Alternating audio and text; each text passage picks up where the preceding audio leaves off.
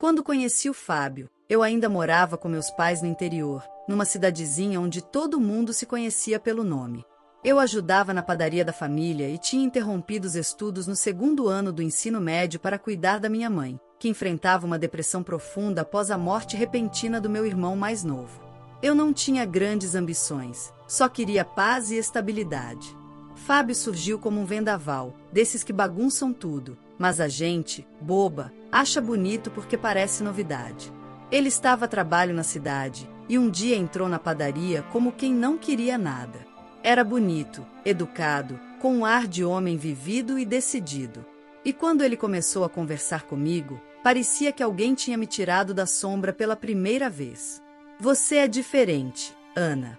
Aqui não é seu lugar. Ele dizia isso olhando nos meus olhos, como se tivesse certeza. Não demorou muito para começarmos um relacionamento. Meus pais ficaram receosos, mas Fábio era persuasivo, gentil. Ele dizia que podia me dar uma vida melhor na capital. E, no fundo, eu queria tanto acreditar que merecia mais, que fui. Lá, ele me instalou num apartamento bonito, bem mobiliado. Um mundo novo. Mas as pequenas coisas começaram a aparecer cedo. A primeira foi quando tentei me matricular numa escola da prefeitura para terminar o ensino médio. Ele não proibiu, mas riu. Vai estudar agora para quê, Ana? Curte a vida. Deixa isso para depois. No começo, parecia só um conselho bobo. Mas sempre que eu tocava no assunto, ele desconversava, mudava o tom. Acha que alguém liga se você terminou a escola ou não? Você já tem tudo. Uma casa, um marido que cuida de você. E então veio a gravidez. Não planejada, mas eu recebi com amor. Pedro nasceu prematuro e passou os primeiros meses em cuidados especiais. Fábio foi atencioso por um tempo, mas logo voltou às exigências. Casa limpa, comida na mesa e eu sempre pronta, mesmo exausta. Os anos passaram e meus sonhos foram sendo empurrados para o fundo da gaveta. Eu virei a esposa perfeita, discreta, dedicada, sem voz. Em alguns dias, ele dizia que eu era sortuda por ter ele. Em outros, deixava claro que eu não era ninguém sem ele. Com o tempo, até a maneira como ele me apresentava incomodava. Essa é a Ana, minha esposa. Nunca com orgulho, nunca com admiração. Só um título, como se eu fosse parte do patrimônio dele. A gota d'água começou a se formar quando ele me levou, a contragosto, a um jantar na casa de amigos da empresa. Gente elegante, casa cheirosa de lavanda, louça fina. Me vesti com o melhor que tinha, caprichei na maquiagem, tentei manter a postura. Queria muito mostrar que eu pertencia àquele lugar, mesmo sem os títulos e diplomas. Durante o jantar, as conversas giravam sobre viagens ao exterior, MBA, ações, investimentos. Eu fiquei mais calada, ouvindo e aprendendo. Me sentia deslocada, mas determinada a não mostrar isso. Foi quando um dos amigos de Fábio, um tal de Henrique, comentou: "E a Ana, trabalha com o quê?" Antes que eu sequer abrisse a boca, Fábio respondeu, entre risos: "Ela nem terminou os estudos." Um silêncio desconfortável se instalou.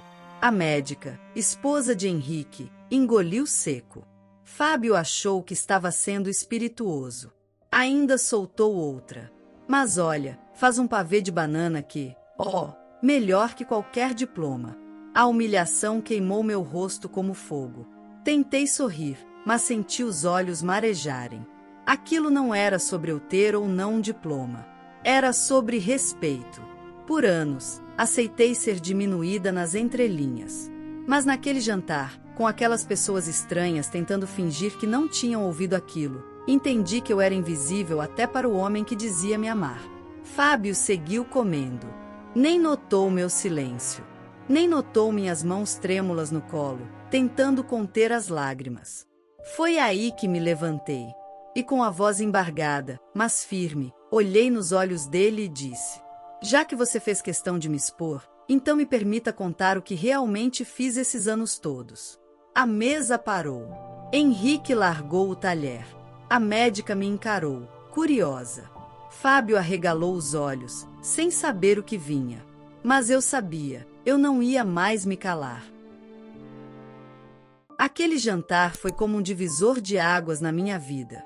Durante anos, engoli em seco cada humilhação velada, cada comentário disfarçado de piada, acreditando que o amor exigia sacrifícios. Mas naquela noite, cercada de pessoas que fingiam rir, eu me vi exposta de um jeito cruel, como se meu valor estivesse atrelado apenas a um diploma que não tive a chance de conquistar. A frase dele, ela nem terminou os estudos, ainda vibrava nos meus ouvidos, como um tapa dado em público. E o pior não foi o que ele disse, mas a forma como disse. Com aquele tom de desprezo, como se fosse um dado irrelevante jogado no meio da conversa apenas para me diminuir. Mesmo depois de me levantar e dizer o que precisava, saí da casa do casal sentindo uma mistura de vergonha e alívio. Vergonha por ainda permitir aquilo. Alívio por, pela primeira vez em anos, não ter me calado. Quando Fábio chegou em casa naquela noite, bateu a porta com força. Nem esperou eu perguntar nada. O que foi aquilo, Ana? Quer me fazer de palhaço na frente dos meus amigos agora? Não, Fábio. Eu só me cansei de ser a sua sombra. Sombra? Sombra de quê, mulher? Você devia me agradecer. Eu te dei uma casa, uma vida, um filho. Você acha que teria isso sozinha? Engoli em seco.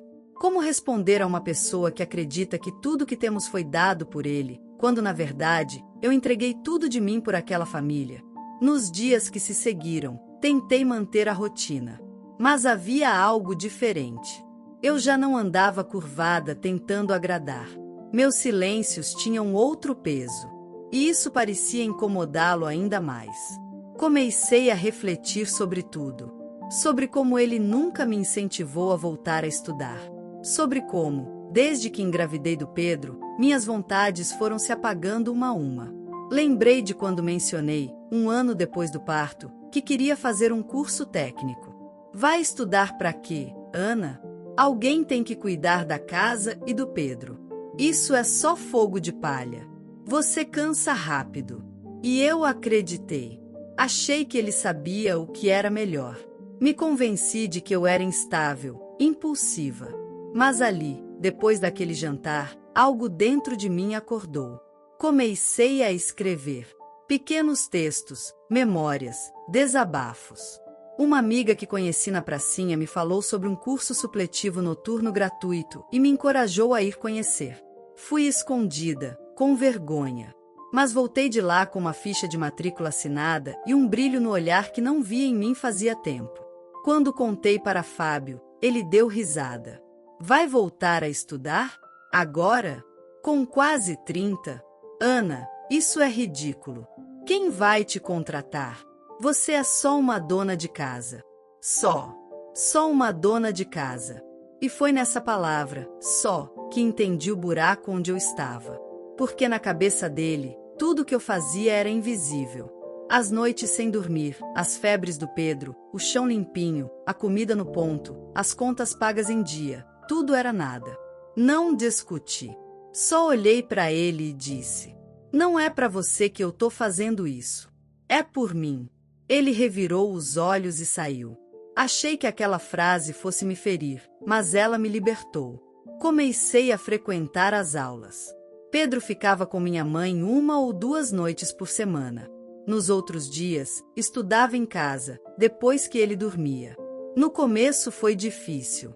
Mas cada texto que eu entendia, cada conta que conseguia resolver, era uma conquista minha, só minha.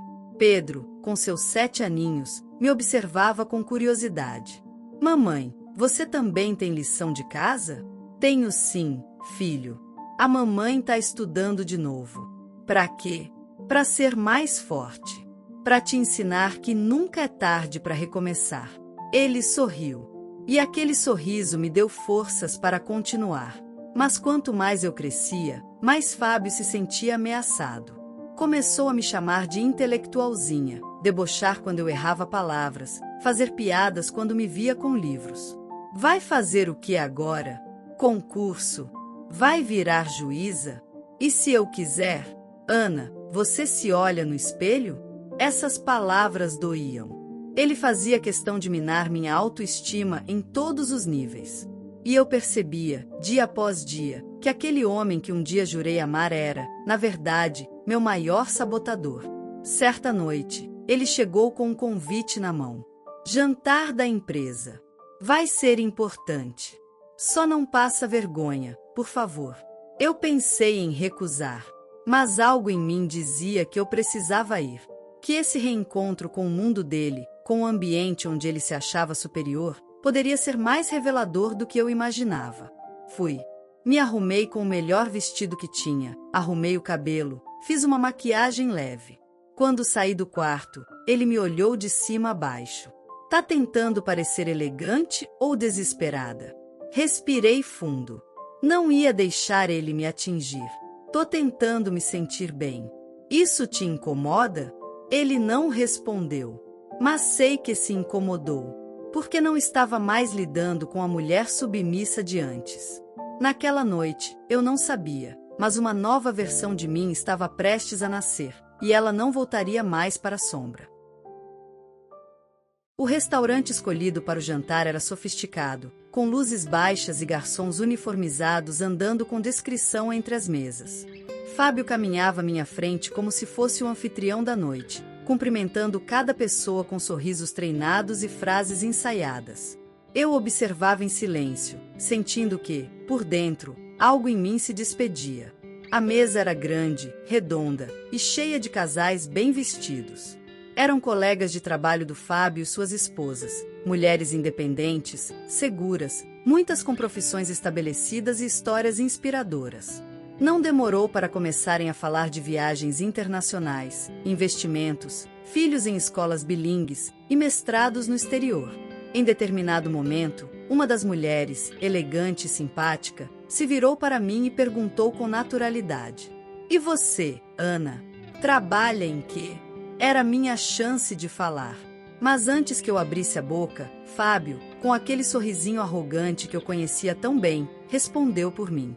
"Ah, ela não trabalha não, nem terminou os estudos, acredita?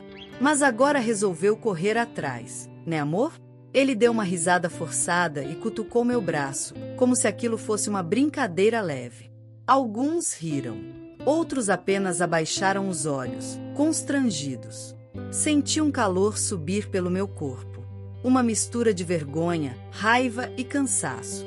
Eu já havia engolido coisas demais, mas essa foi a gota que transbordou o que restava da minha paciência.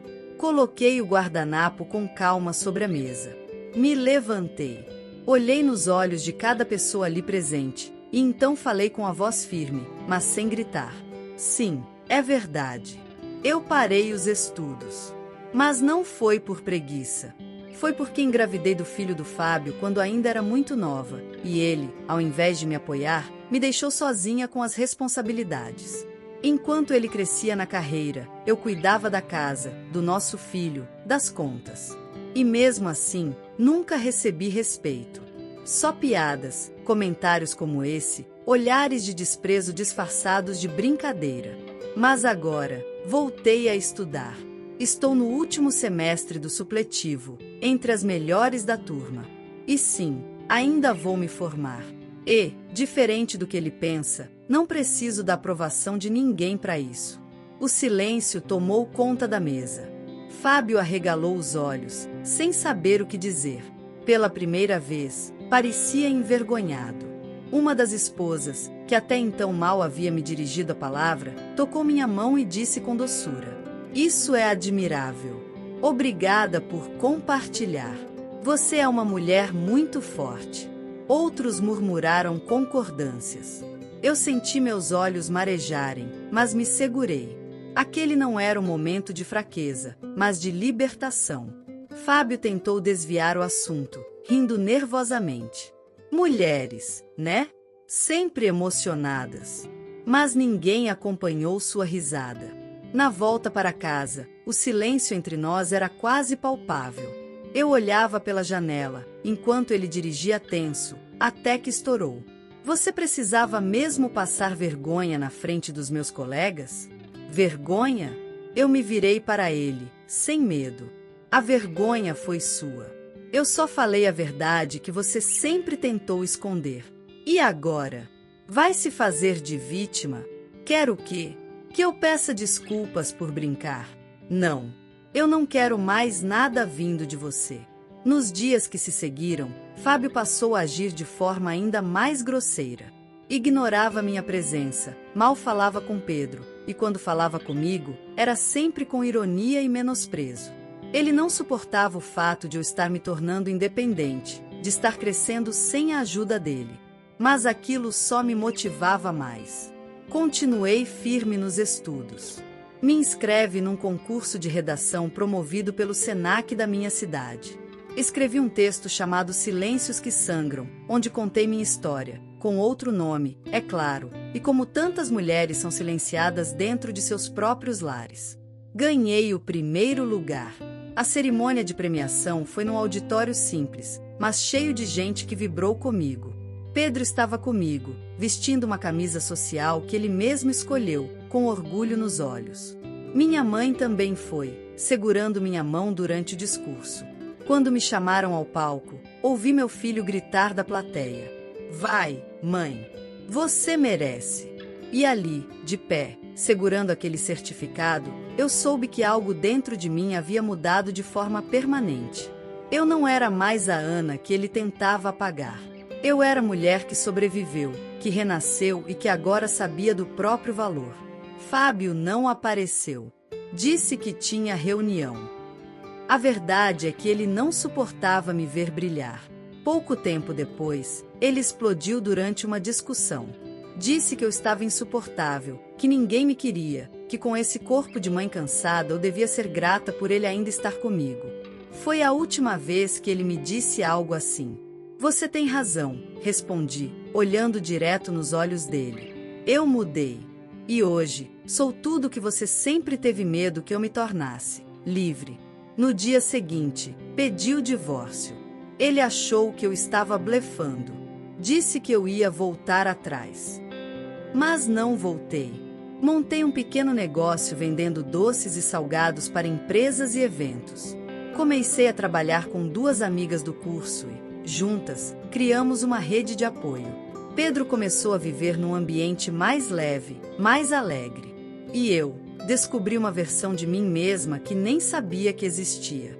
Hoje, quando alguém me pergunta quem sou, eu respondo com orgulho. Sou Ana, estudante, mãe, empreendedora. E ninguém mais fala por mim. Quanto ao som que ouvi naquela noite depois do jantar, foi o barulho de uma mulher se levantando. E o mundo, desde então, nunca mais foi o mesmo. A história de hoje chegou ao fim. Não se esqueça de comentar qual lição você tirou dela. Também deixe um like no vídeo e se inscreva para não perder os próximos vídeos. E se você quer conhecer o final da história da mulher que viu seu pai ser demitido por um motivo misterioso após trabalhar por 30 anos, e depois de investigar descobrir um segredo chocante, clica no vídeo que está aparecendo aí na tela. Te vejo nessa história. Grande abraço!